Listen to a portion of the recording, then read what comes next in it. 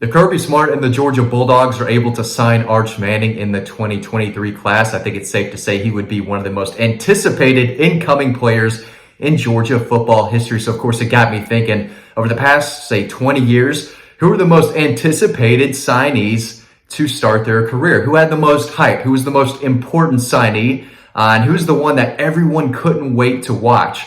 Of course, the first guy that came to my mind was Isaiah Crowell. If you remember his recruitment, he was a true must-have for Mark Richt and the Georgia Bulldogs, coming off a very subpar 2009 season, struggling 2010 season, and their next-door neighbor, Alabama, is a program on the rise. They could not let a five-star running back of his caliber from Columbus leave the state of Georgia to go to Alabama. They had to have him. He was the guy, number one, number two running back in the country, depending on the outlet you were looking at. But if you remember his recruitment, you remember how big of a deal he was. So talented, so dynamic from the state of Georgia, and they needed talent at the time. If they were going to take the program to the next level, and again, they were struggling at the time. They had to have guys like Crowell. Waited till signing day, brought the Bulldog out. It was one of the biggest moments of that signing day in 2011. Big deal. And of course, they really only needed him for 1 year. They didn't know that at the time, but he was the guy at running back, leading rusher as a freshman that year, rushed for just under 1,000 yards. Didn't end the season the way he wanted to, but as it turned out, they got Todd Gurley and Keith Marshall, another five-star, highly anticipated, but not on the same level as Isaiah Crowell. So they only needed for 1 year, and they got him for only 1 year. He turned out to have a really nice NFL career. Actually ran through the Atlanta Falcons in one particular game. So dude could play. He could play in high school. He was really good, had a nice year at Georgia, and then played in the NFL. But I remember his recruitment was nuts. It was back and forth, Georgia, Alabama. I think in the end it was always going to be Georgia, but the level of hype was at an all-time high for Isaiah Crowell. Another guy a few years earlier, A.J. Green, five-star wide receiver, an absolute stud, had NFL written all over him, committed to Georgia early in the process, never wavered, no drama at all. He was a Bulldog from the beginning, signed with Georgia, and the hype for him that offseason going into the 2008 season, Georgia was number one. On an all-time high. Matthew Stafford, Knowshon Marino coming back. Now they have this crazy talented wide receiver, A.J. Green. The hype was crazy, right? And we knew he was going to be good. He was really good. And the back and forth between he and Julio Jones in that same draft class coming out of high school, number one, number two, both were just easy five stars and were the whole time. If you go back and watch A.J. Green's junior highlights at Somerville, dude was just killing kids. I mean, it was just wow. He was making wow catches, game after game after game, had the size, had the length, had the ball skills. You knew he was going to be very good, and he was. Had an excellent career, probably the most talented wide receiver to ever play at the University of Georgia. Malcolm Mitchell was really good too, but quarterback related, Jacob Eason was supposed to be the savior of the program. Mark Richt, he was kind of a can't miss guy too. They had to have Jacob Eason. They had him early in the process, committed. Mark Richt, Mike Bobo did an excellent job recruiting him, landing his commitment. Of course, they were canned. Kirby Smart had to hold on to Jacob Eason. They were a little unsure with the coaching change. Remember, he took that last-minute visit to Florida and actually made an announcement. It came down to Georgia and Florida. You could basically say he decommitted from his commitment to Georgia the first time, would end up signing with Kirby Smart and Georgia. Again, the expectations were crazy high. Big-armed kid from Seattle.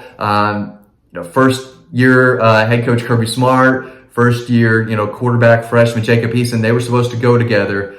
He was supposed to save Mark Richt's career, come in and be that guy that Mark Richt could coach for a few more years and, hold on to his job. That obviously didn't work out.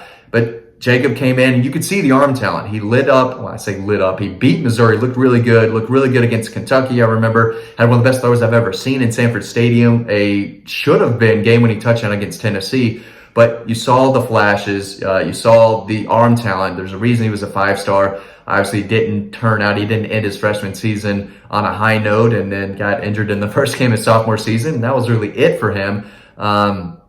Still, I think, trying to make his way in the NFL, and I'm not sure who he's playing with now, but he's bouncing around. But dude had a cannon. He was supposed to come in. Everyone was hyping this guy, including, guys like myself. I thought he was going to be better than what he was, but I mean, the arm talent was there. He had an NFL arm the entire way.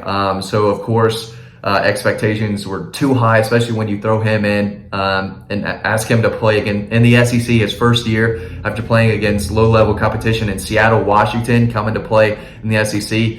Just really, really tough, and losing, the job after Jake Fromm came in the next year just wasn't an overall outstanding career in Athens. And a lot of it wasn't really his fault, but the hype as a recruit was crazy. It was one of the biggest I've seen since covering the team for sure. Then another guy I have to talk about is Justin Fields, number 2 prospect in the country, right behind Trevor Lawrence, who Kirby Smart, almost landed. It came down to Georgia and Clemson, and obviously he chose Clemson. Georgia would go all in after Justin Fields, and I mean, he's going to be a multi-year, starter in the NFL. There's a reason there was crazy hype around him, but his recruitment was dramatic. When he decommitted from Penn State and really blew up after his junior season at Harrison, everyone wanted him. The film was outstanding, has the size, has the cannon, rocket arm, can run. He was a guy who was not going to be a bust, right? You knew he was going to be very, very good, and he was at Ohio State.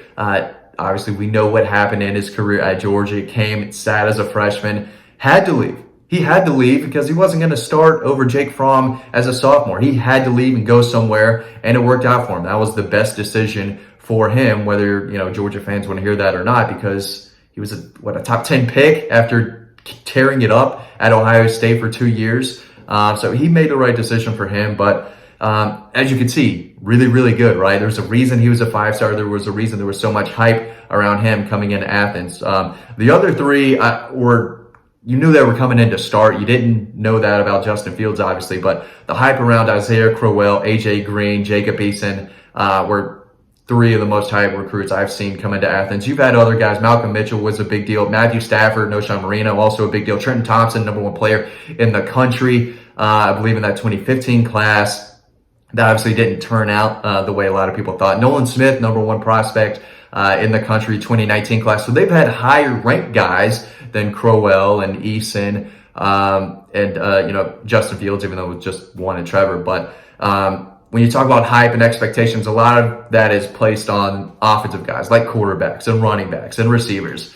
But yeah, there was a ton of hype for Trenton Thompson and Nolan Smith. Nolan Smith proving why he was a 5-star. Trenton Thompson obviously showed flashes, had some injuries and other things that kind of derailed his career. But as far as hype, excitement, has to go to the 4 offensive guys I mentioned. And if Arch Manning does sign with Georgia, which again I think there's a good possibility of that happening, that would have to be number 1, right? Now he wouldn't immediately start. I think that's kind of safe to say. I don't think he's starting in 23 if he signs with Georgia, but the excitement, the hype, the expectations, they're going to be at a sky high for Arch Manning, no matter where he goes, including Georgia. So just a trip down memory lane of recruitments that I remember that were really, really big deals. What do you think? Which recruit, which signee, prospect, player were you the most excited about entering their career at Georgia? Drop a comment below. Thanks for watching this video. As always, stay tuned to the next one coming up right now, and I will see you over on the website.